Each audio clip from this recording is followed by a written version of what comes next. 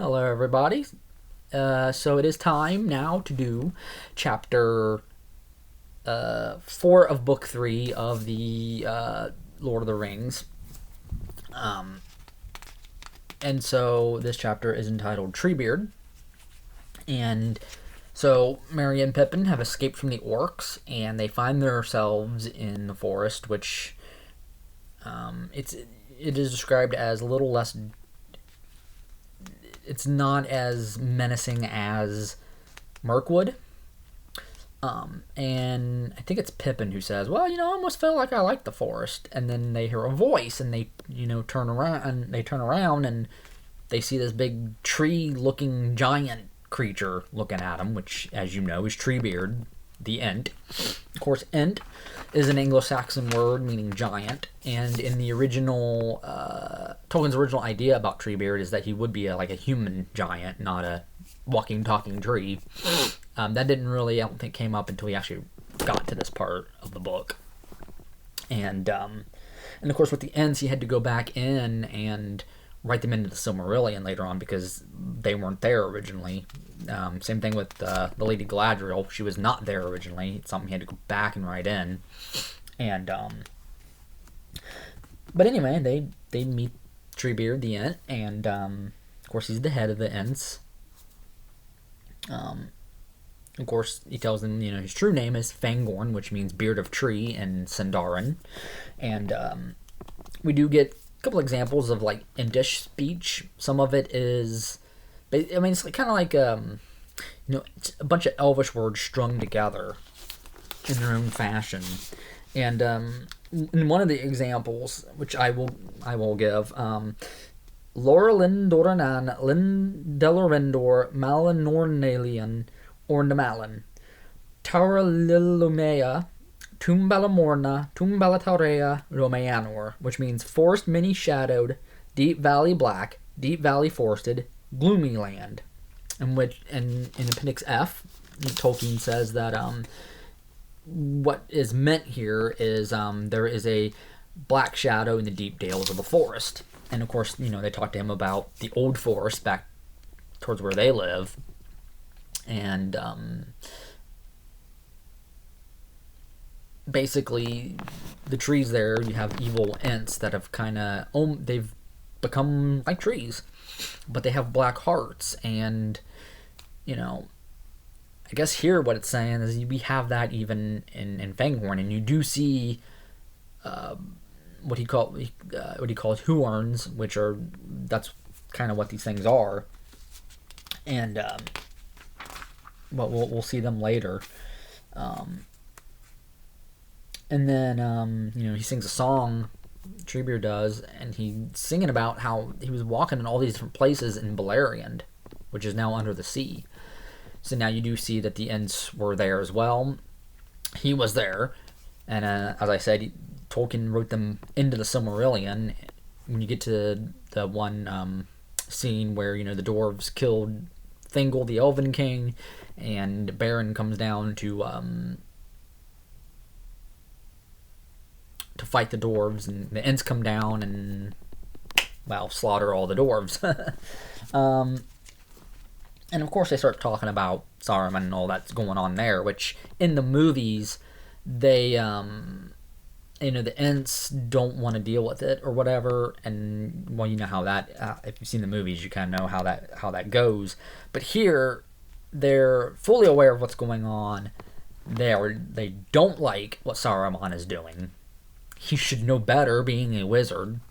We even find out that Saruman used to walk in Fangorn. But of course less so now. We do know that at the end of the chapter of the Riders of Rohan, he does kind of appear. And and it does say that the wizards did come in the third age. And so when he talks about the great ships, that came over the sea,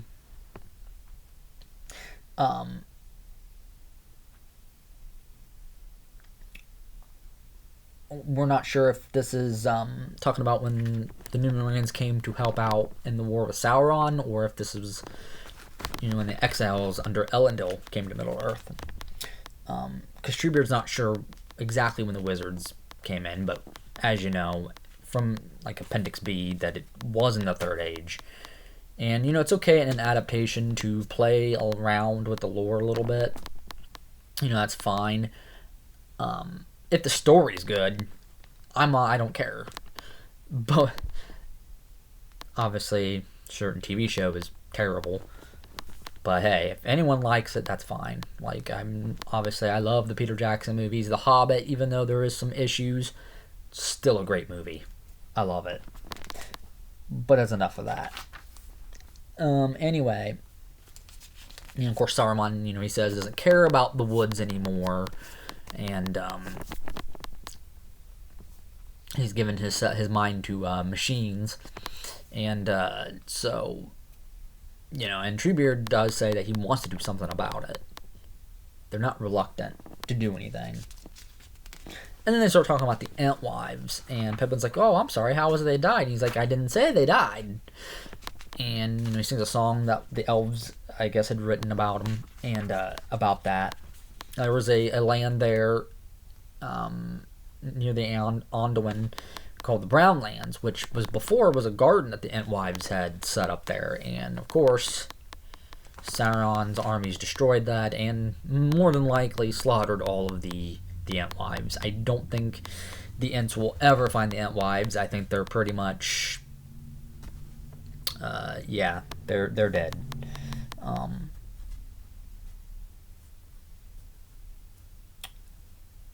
But he does say that he thinks that maybe some of them were taken and basically turned into trolls, kind of how elves are turned into orcs, which, is a possibility. But I think they're dead. They're gone. They're never going to be found. And of course, then we get to, the whole Entmut thing in this chapter. And at the end, the Ents, they decide, we've had enough. We're marching down to Isengard, and we're going to take care of Saruman. And that's how the chapter ends, with them marching to Isengard and singing this battle song, how they're going to go and they're going to tear it all down, which is such a great scene. But they don't, as you will see later, you don't really get to see the scene. You just hear members of the Fellowship talking about it. But that I do like how they did it in the Lord of the Rings movies. How they did. Even though they kind of, again, they played with the story a little bit. That's fine. They're making a movie. And, so, yeah, that's Treebeard. It's a great chapter. It is a little long, but and you get that with a lot of chapters in Lord of the Rings. Very long chapters. And if you don't like reading, or you can't for some reason, audiobook. Always good. Now, I've listened to the Andy Serkis radio book versions of these. They are fantastic. He does a really great job, and I highly recommend them. But anyway, that is it. Yeah, so that's it. So I'll be back soon with the next video all about the White Rider, which is another. I love this chapter, and I can't wait to talk about it. So until next time, enjoy.